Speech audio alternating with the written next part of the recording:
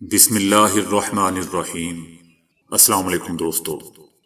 دنیا بھر کی بریکنگ نیوز میں آج آپ سنیں گے، لیکن اس سے پہلے اگر ہو سکے تو لائک اور سبسکرائب کا بٹن ضرور دبا لیں، شکریہ۔ امریکہ کے chief of army staff general mark ملی کا کہنا ہے کہ کسی نے بھی اتنی بڑی فوج کو 11 دن میں گرتے نہیں دیکھا۔ امریکی فوج کے سربراہ نے کہا کہ افغان سیکیورٹی فورسز کے پاس اپنے ملک کا دفاع کرنے کی تربیت اور صلاحیت موجود تھی، لیکن یہ ان کی مرضی اور قیادت پر منحصر تھا۔ سربراہ نے کابل ایئرپورٹ کی موجودہ صورتحال کو خطرناک قرار دیا ہے۔ انہوں نے کہا کہ ابھی وہاں فوجی خطرے میں ہیں، لیکن اس کے باوجود تمام امریکی شہریوں کو نکالنے کا پختہ ارادہ رکھتے ہیں۔ نیٹو کے سیکرٹری جنرل کا بھی کہنا ہے کہ یہ ایک المیہ ہے کہ افغان سیکیورٹی فورسز اتنی جلدی ڈھیر ہو گئی۔ افغانستان کے حالیہ واقعات سے سبق سیکھنے کی ضرورت ہے۔ دوسری جانب کابل پر دوبارہ قبضہ حاصل کرنے کے بعد 4 روز بعد طالبان نے 19 اگست کو امارات اسلامیہ افغانستان کا اعلان کر دیا ہے۔ اس کے علاوہ افغانستان کے مختلف شہروں میں دوسرے روز بھی مظاہرین افغانستان کا جھنڈا لہراتے سڑکوں پر نکل آئے، جس کے بعد سننے میں آ رہا ہے کہ طالبان کی ایک ہجوم پر فائرنگ سے متعدد افراد کے ہلاک ہونے کی اطلاعات ہیں۔ برطانوی خبر رساں ادارے کے مطابق سوشل میڈیا پر ایک ویڈیو کلپ میں کابل کے اندر مردوں اور کچھ خواتین پر مشتمل ہجوم افغانستان کا جھنڈا لہرا کر ہمارا جھنڈا ہماری پہچان کے نعرے لگا رہے تھے۔ ایک عینی شاہد محمد سلیم کا کہنا تھا کہ ایک ریلی کے دوران متعدد افراد ہلاک ہوئے، لیکن ابھی یہ واضح نہیں ہے کہ ان کی ہلاکت طالبان کی فائرنگ سے ہوئی ہے یا بغدر مچنے سے ہوئی ہے۔ دوسری جانب تحریک طالبان کے فیصلہ سازوں تک رسائی رکھنے والے ایک رکن نے بتایا ہے کہ افغانستان میں جمہوریت نہیں ہوگی۔ دوسری جانب تحریک طالبان کے فیصلہ سازوں تک رسائی رکھنے والے ایک سینئر رکن وحید اللہ ہاشمی نے بتایا ہے کہ افغانستان میں جمہوریت نہیں ہوگی، ملک ایک حکمران کونسل کے زیر انتظام چلے گا۔ دوستو، سینئر تجزیہ کار راؤ اقبال صاحب کہتے ہیں کہ آج سے ٹھیک 20 سال پہلے معروف امریکی میگزین ٹائم میگزین کے دسمبر 2001 کے شمارے کے سرورق پر منہ چھپا کر جاتے ہوئے ایک طالبان رہنما کی تصویر شائع ہوئی تھی، جس کے عین نیچے جنگ کا اختتام کی شاہ سرخی واضح طور پر درج تھی، یعنی دسمبر 2001 کے اختتام پر ہی امریکی ذرائع ابلاغ اپنی دانست میں یہ اعلان فرما چکے تھے کہ افغانستان سے طالبان کا ہمیشہ ہمیشہ کے لیے خاتمہ کر کے امریکی اور نیٹو افواج کے زیر نگرانی افغان عوام کی امنگوں کے مطابق ایک مستحکم جمہوری حکومت قائم کر دی گئی ہے۔ عالمی ذرائع ابلاغ کا طالبان کے متعلق یہ وہ پہلا اندازہ تھا جو چند ماہ بعد ہی اس وقت بری طرح فلاپ ہو گیا جب طالبان مجاہدین نے نیٹو افواج اور امریکہ کے خلاف تاریخ کی سب سے طویل اور مہلک گوریلا جنگ یعنی چھاپہ مار کارروائیوں کا باقاعدہ آغاز کر دیا۔ نیٹو اور امریکی افواج کے خلاف جس دن طالبان کی مرکزی قیادت نے گوریلا جنگ لڑنے کا فیصلہ کیا تھا، دراصل اسی روز ہی افغانستان میں امریکہ کی شکست کی بنیاد رکھ دی گئی تھی۔ لیکن جدید ہتھیاروں سے لیس اور ڈالروں کے نشے میں بری طرح دھت امریکی قیادت سرے سے ادراک ہی نہیں رکھتی تھی کہ طالبان کی گوریلا جنگ مستقبل میں امریکہ کے لیے کس قدر بھیانک خواب ثابت ہوگی۔ عجیب بات دوستو یہ ہے کہ عالمی ذرائع ابلاغ کو افغانستان کے حالات واقعات پر اپنے تحقیقی تجزیے مطالعاتی تبصرے پیش کرتے ہوئے کم و بیش 2 دہائیوں سے زائد ہونے کو آیا ہے، لیکن آج بھی طالبان کے متعلق ان کا کوئی اندازہ پیش کوئی اور تجزیہ درست ثابت نہیں ہو پا رہا۔ مثلاً پہلے کہا گیا کہ امریکی افواج کے انخلاء کے بعد افغانستان خانہ جنگی میں مبتلا ہو جائے گا، مگر جب ایسا نہ ہو سکا تو پھر مضامین لکھے جانے لگے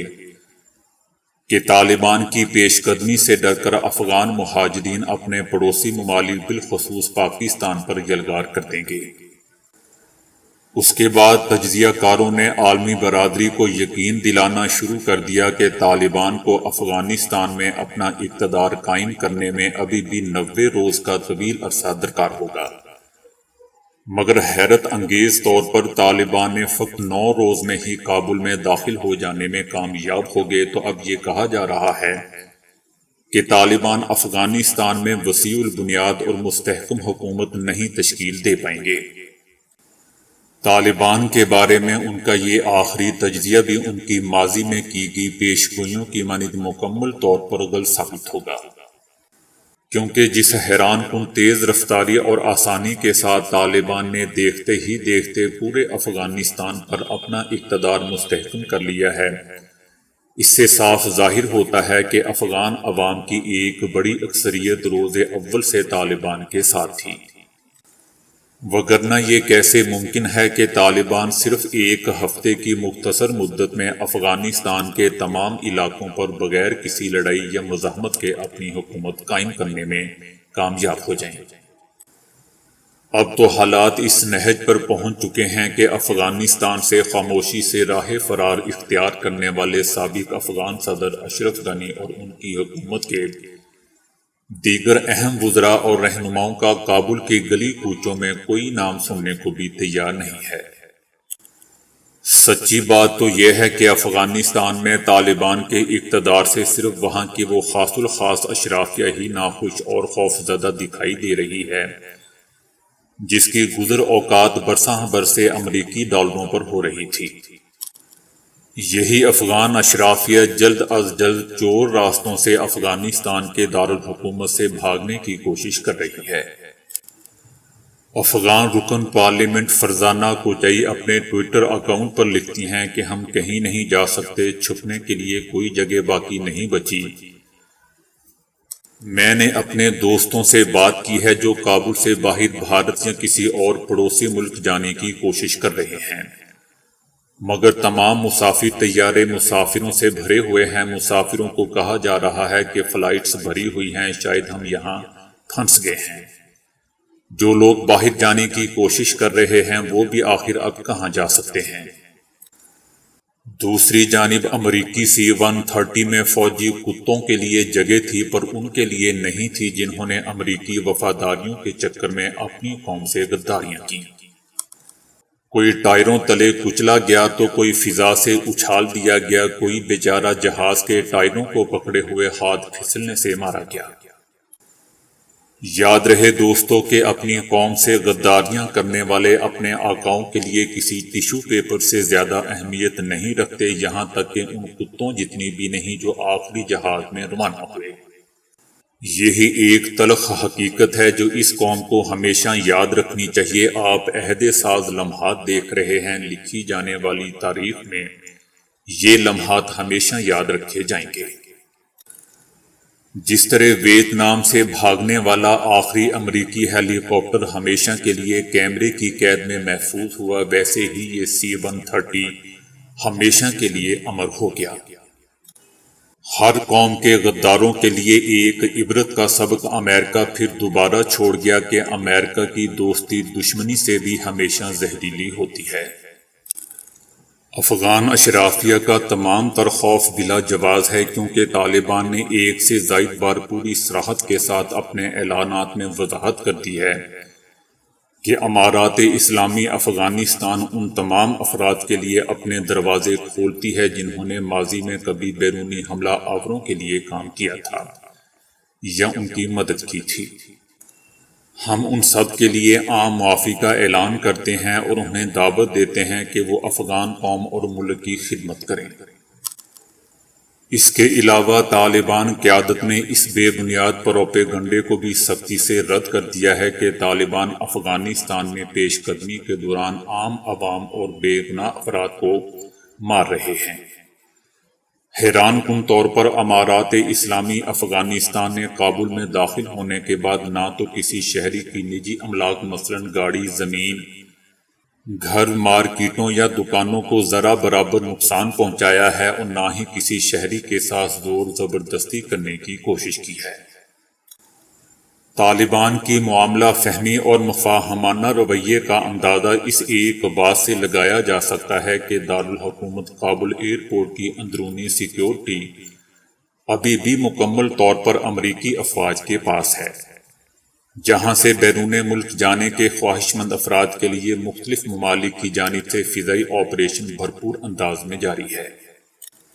لیکن طالبان نے کابل میں ہونے کے باوجود ایئرپورٹ کی جانب آنکھ اٹھا کر بھی نہیں دیکھا۔ طالبان کے حالیہ رویے نے عالمی برادری کو حیران کر دیا ہے اور مغربی اور یورپی ممالک کے سربراہان حیران ہیں کہ آخر طالبان نے افغان عوام پر ایسا کیا جادو کر دیا ہے کہ وہ فقط 9 دنوں میں ہی افغانستان کے اتنے بڑے علاقے پر قابض ہو چکے ہیں۔ حالانکہ 2 تاجک اکثریتی صوبے جو شمالی اتحاد کے مضبوط گڑھ تھے، یہاں طالبان ماضی میں ہر قسم کی کوششوں کے باوجود قبضہ نہیں کر سکے تھے، مگر اب کی بار یہ دونوں ان اولین صوبوں میں سے تھے جن کے تمام اضلاع پر ماسوائے صوبائی مراکز کے طالبان نے سب سے پہلے قبضہ کر لیا تھا۔ دوستو، ایسا محسوس ہو رہا ہے کہ طالبان کی جدوی فتوحات میں کچھ پر اسرار سفارتی کمالات چائنا، روس اور پاکستان کے بھی ضرور شامل ہیں۔ جبھی تو افغانستان کے بڑے بڑے کمانڈرز بھی طالبان سے جنگ کرنے کی بجائے سرنڈر کرنا زیادہ پسند فرما رہے تھے۔ نیز جس طرح کابل میں طالبان کے داخلے کے فوراً بعد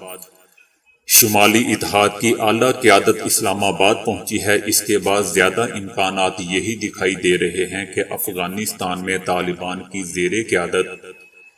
ایک ایسی وسیع البنیاد حکومت بننے جا رہی ہے جس میں افغانستان میں بسنے والے تمام اہم نسلی گروہوں کی نمائندگی شامل ہوگی، اور اس کے علاوہ طالبان کی اس حکومت کو عالمی برادری سے تسلیم کروانے کے لیے روس اور چائنا فیصلہ کن کلیدی کردار ادا کریں گے، کیونکہ یہ دونوں ممالک اقوام متحدہ میں ویٹو کا حق بھی رکھتے ہیں۔ اس سارے سینیریو میں امریکہ کے لیے بھی افغانستان میں طالبان کی حکومت کو تسلیم کرنے کے سوا کوئی چارہ کار باقی نہیں رہے گا۔ افغانستان کی تعمیر و ترقی کے لیے طالبان قیادت نے ایک بہت ہی اچھی شروعات کی ہے۔ اگر عالمی برادری نے طالبان کے اس مثبت رویے کی حوصلہ افزائی کرنے میں بخل سے کام لیا تو پھر افغانستان میں ہر طرح کے بدترین حالات کی براہ راست ذمہ داری صرف اور صرف عالمی برادری پر ہی عائد ہوگی، نہ کہ طالبان پر۔ تو دوستو، ابھی کے لیے اتنا ہی۔ ویڈیو کو لائک اور شیئر کرنے کا بہت بہت شکریہ۔